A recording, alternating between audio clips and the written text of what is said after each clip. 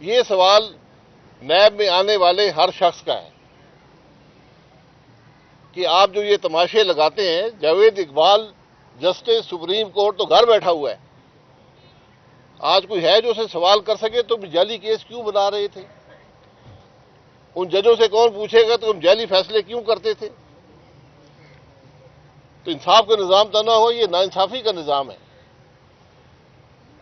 آج ہم 9 سال میں پہلے عدالتوں میں پیش ہوا، اب 3.5 سال اس عدالت میں ہو گئے، 4 سال اسلام آباد میں ہو گئے۔ کسی دن ہم نے ہاتھ ڈالنا ہے جاوید اقبال پر، ایک دن تو انصاف کا آئے گا نا۔ تو میں آج بھی کہتا ہوں کہ یہ ناانصافی چھوڑیں، جس ملک کا نظام ناانصافی پہ مبنی ہو وہ ملک نہیں چلتا۔ جس ملک میں اس ملک کے وزیراعظم کو انصاف نہ مل سکے، وہ آدمی جو 3 دفعہ وزیراعظم رہا اس کو انصاف نہ ملے، وہاں عام آدمی جو ان عدالتوں میں بیٹھے ہوئے، آپ اندر جا کر دیکھ لیں، عدالتیں بھری ہوئی ہیں، صرف تاریخیں ملتی ہیں، نہ کوئی گواہ آتا ہے نہ کوئی کیس ہے۔ تو اگر ملک کے وزیراعظم کو انصاف نہیں ملے گا تو غریب آدمی کو کیا انصاف ملے گا؟ یہ سوال ہیں جو آج ملک کے لیے ہیں۔ ہم باتیں بہت کرتے ہیں، ترقی کی بات کرتے ہیں، ملک کی معیشت کی بات کرتے ہیں۔ جس ملک میں عدالتی نظام محفوظ نہیں ہوگا، وہ انصاف نہیں دے گا، وہاں نہ ترقی ہوگی نہ معیشت آگے بڑھے گی۔ یہ باتیں سمجھنے کی ہیں، اگر نہیں سمجھیں گے دوسرے ممالک کو دیکھ لیں جو ترقی کر رہے ہیں، ترقی کر چکے ہیں۔ بنیادی چیز عدالتی نظام ہے، انصاف کا نظام ہے، اس کے بغیر ملک آگے نہیں چلتے۔ شکریہ۔ شاہد صاحب، آپ میاں صاحب کی بات کی، میاں صاحب کو تو اب انصاف ملنا چلے، دیر سے ہی مل تو رہا، آپ کو انصاف نہیں ملا۔ دوسری بات یہ کہ جہاں تک انصاف نہ ملنے کی بات ہے تو بھٹو صاحب کو بھی انصاف نہیں ملا، بے نظیر بھٹو صاحبہ کو بھی انصاف نہیں ملا۔ تو ہے یہ تو ملک کا نظام ہی شروع سے ہی نہیں، اس کو بدلیں گے نہیں پھر، یہی نا، اگر نہیں بدلیں گے تو پھر خرابی ہوگی۔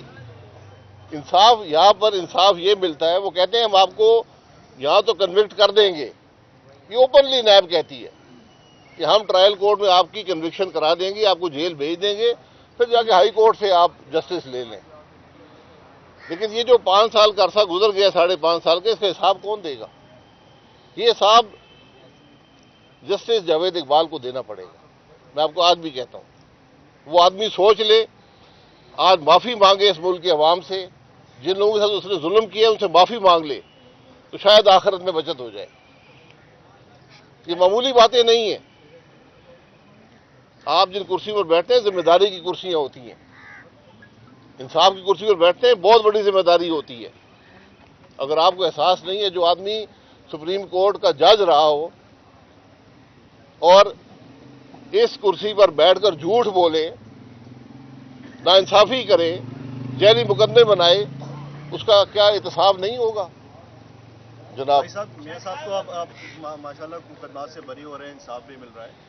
یہ بتائیں کہ آپ کا ویژن کیا کہہ رہا ہے؟ کیا ان کی نااہلی، جو تاحیات نااہلی وہ ختم ہونے والی ہے اور کیا دوبارہ وہ وزیر اعظم بننے جا رہے ہیں؟ نمبر 2، کیا آپ نے مبارکباد دی انہیں بری ہونے کی؟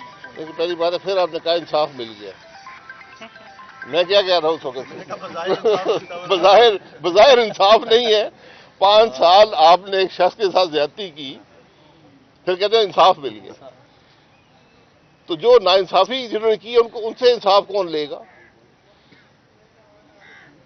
باقی آپ یہ بتا دیں کہ کون سی پاکستان کی دفعہ ہے، آئین میں کہاں پر لکھا ہے کہ آپ کسی کو تاحیات نااہل کر سکتے ہیں؟ بتا دیں۔ یہ بھی ناانصافی ہے، یہ بنیادی حقوق کی خلاف ورزی ہے۔ آئین کہتا ہے کہ الیکشن لڑنا آپ کا آئینی حق ہے، بنیادی حق ہے، سیاست کرنا آپ کا بنیادی حق ہے۔ یہاں پر ملک کا سپریم کورٹ ہے کہ نہیں، میں تمہیں تاحیات نااہل کرتا ہوں۔ یہ کون سا انصاف ہے؟ پھر آپ کہیں گے، جب واپس ہو جائیں گے، کہیں گے انصاف مل گیا۔ تو پہلی بات ہے ناانصافی نہ کیا کرے نا، تاکہ انصاف دینے کی ضرورت ہی پیش نہ آئے۔ جی، جب ابھی پہنچے ہیں نا، ان کو بھی انصاف دیں گے انشاءاللہ۔ جی، ان کو بھی انصاف دے دیں۔ کیا انصاف دیں گے؟ پھانسی تو آپ نے لگا دیا۔ میں یہی کہہ رہا ہوں نا، یہ فیصلے، جعلی فیصلے کرنے سے